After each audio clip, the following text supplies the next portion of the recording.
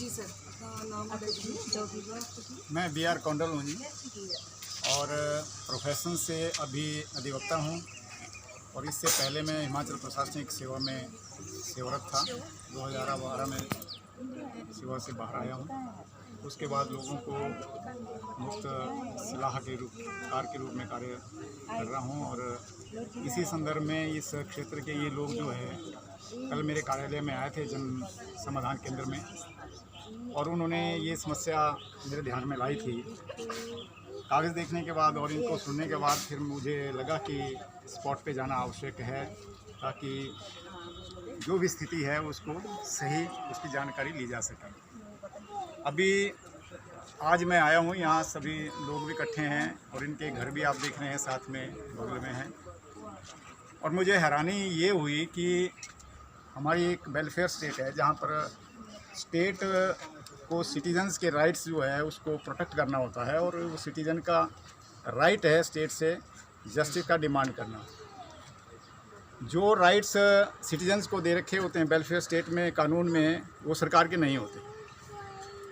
क्योंकि अगर कोई सरकारी भूमि किसी व्यक्ति के कब्ज़े में है तो 30 साल के बाद वो उसके ऊपर अपना राइट क्लेम कर सकता है, कुछ चीज़ों को प्रूव करके कोर्ट में जाकर। लेकिन इसके विपरीत अगर किसी की प्राइवेट भूमि सरकार के पास है तो वो उस राइट को क्लेम नहीं कर सकती, क्योंकि हमारा वेलफेयर स्टेट है और स्टेट कभी भी किसी प्राइवेट संपत्ति को बिना कंपनसेशन के अपने कब्जे में नहीं कर सकती। अब रही बात यहाँ की, मैं बहुत हैरान हुआ अपनी सर्विस में, मैंने इस प्रकार का अधिकारी कभी नहीं देखा किसी भी डिपार्टमेंट में, जिस प्रकार का कृत्य किसी अधिकारी ने यहाँ किया हुआ है।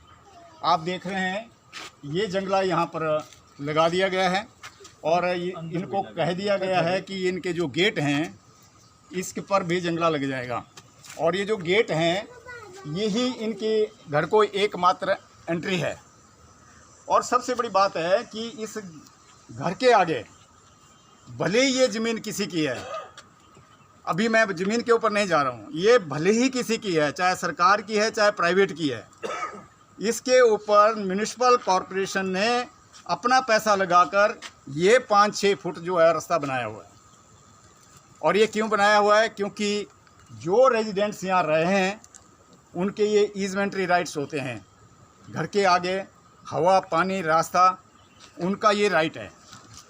जब ये काम यहाँ पर कॉरपोरेशन ने शुरू किया था तब इन्होंने नहीं रोका, और आज कोई अधिकारी ऐसा बोलते हैं, महारथी यहाँ आया हुआ है ट्रांसपोर्ट में, जिसने इनके आगे ये जंगला लगाना शुरू कर दिया है और कहता है आपको कोई रास्ता नहीं मिलेगा।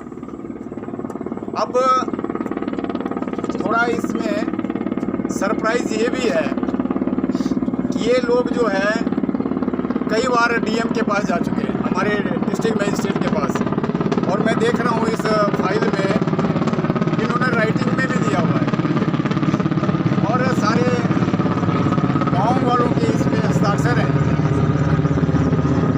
इसके बावजूद भी डीएम ने इसके ऊपर कार्रवाई नहीं की। ये एक और सरप्राइज़ है। इस प्रकार के मैटर्स में CRPC 133 जो है सेक्शन बनी हुई है, और उसके अंतर्गत कार्य करने का, एक्शन लेने का जो शक्तियां हैं वो डिस्ट्रिक्ट मजिस्ट्रेट से लेके सब डिविजनल मजिस्ट्रेट तक उसमें निहित है। और उसमें सबसे बड़ी बात तो ये है कि अगर उनके ध्यान में टेलीफोन पर भी कोई इन्फॉर्मेशन देता है तब भी सो मोटो उनको एक्शन लेने का उसमें अधिकार है, और इन लोगों ने तो राइटिंग में दे रखा हुआ है। इसके बावजूद भी उन्होंने इसके ऊपर कॉग्निजेंस नहीं लिया है। जहाँ तक मेरी सलाह की बात है, मैं तो इसको कम्प्लीटली नॉनसेंस बोलूँगा डिपार्टमेंट ने जिसने भी ये किया है। और इनके जो मैनेजिंग डायरेक्टर हैं रोहन ठाकुर जी हैं, यंग ऑफिसर हैं, IAS ऑफिसर शिमला में, मेरा उनसे निवेदन है कि आप कृपया अपने आप यहाँ आइए और इस न्यूसेंस को देखिए कि क्या कानून इसका अधिकार इसको ट्रांसपोर्ट कॉरपोरेशन को देता है या नहीं देता है। हर समस्या का हल निकाला जा सकता है मिल बैठकर।